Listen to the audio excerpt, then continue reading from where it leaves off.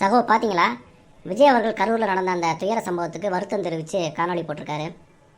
விஜய் ஒன்றும் அந்த துயர சம்பவத்திற்கு வருத்தம் தெரிவித்து காணொலி போடல, அந்த துயர சம்பவத்தை அரசியலாக்கணும்னு நினச்சி காணொலி போட்டிருக்காரு. என்ன சகோ சொல்கிறீங்க?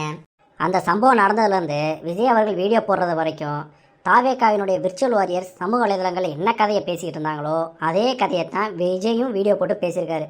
நாங்கள் திருச்சியில் பரப்புரை பண்ணோம், நாமக்கல்லில் பரப்புரை பண்ணோம், அப்போல்லாம் எதுவும் ஆகலை, இங்கே மட்டும் நடக்குதுன்னா என்ன அர்த்தம், அதில் சதி நடந்திருக்கு அப்படின்னு வந்து சொல்லியிருக்காரு. அதாவது அங்கே நடந்த அந்த துன்பியல் சம்பவத்துக்கும் இவங்களுக்கும் எந்த சம்மந்தமும் கிடையாது, அதுக்கு பின்னாடி வேறு சதிகாரர்கள் இருக்காங்க அப்படின்ற ஒரு நரேட்டிவை செட் பண்ணுறதுக்காக ஒரு வீடியோ போட்டிருக்காரு. சகோ, விஜய் சொல்கிற மாதிரி கூட நடந்துக்கலாம்ல, கரூரில் இருந்து யாராச்சும் உள்ளே போது சதி பண்ணியிருக்கலாம்ல.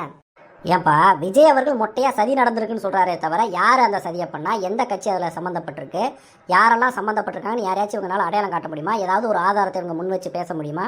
இப்படி எதுவுமே இல்லாமல் வெறுமனே சதி நடந்திருக்குன்னு சொல்கிறது அந்த 41 பேருவினுடைய மரணத்துக்கு பொறுப்பேற்காமல் அதை வேற ஒருத்தனை கையை காட்டி விட்டு தப்பிச்சுக்கிறதுக்கான வேலை தான். இது மிகப்பெரிய ஒரு அயோக்கியத்தனம்.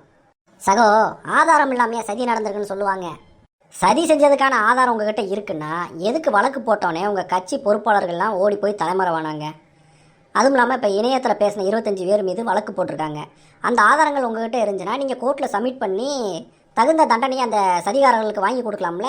அது எதுவுமே நீங்கள் பண்ணாமல் வெறுமனே சமூக வலைதளங்களில் மட்டும் சதி நடந்திருக்குன்னு சொல்கிறத எப்படி நம்ப முடியும்? அதை ஏற்றுக்கிட்டு எப்படி உங்களுக்காக நாங்கள் வாதாட முடியும்? சகோ, அப்போ விஜய் தான் இந்த 41 பேர் மரணத்துக்கும் காரணம்னு சொல்கிறீங்களா? ஒன்றை புரிஞ்சுக்க அணில், விஜய் அவர்கள் திட்டமிட்டு இந்த மரணங்களை ஏற்படுத்திட்டான்னு யாருமே சொல்ல. அதெல்லாம் வந்து ஒரு விபத்து தான், அதை யாரும் மறுக்கலை. ஆனால் விஜய் அவர்கள் தாமதமாக வந்ததும் தாவேகா கட்சியினர் அந்த கூட்டத்தை சரியாக நிர்வாகம் செய்யாதது தான் இந்த மரணங்களுக்கு காரணம். அதே போல் காவல்துறை தரப்புலையும் அரசு தரப்புலையும் நிறையவே பிரச்சனைகள் இருக்குது. அவங்களும் நிறைய நேரத்தில் அவங்க கடமைகளை செய்ய தவறியிருக்காங்க.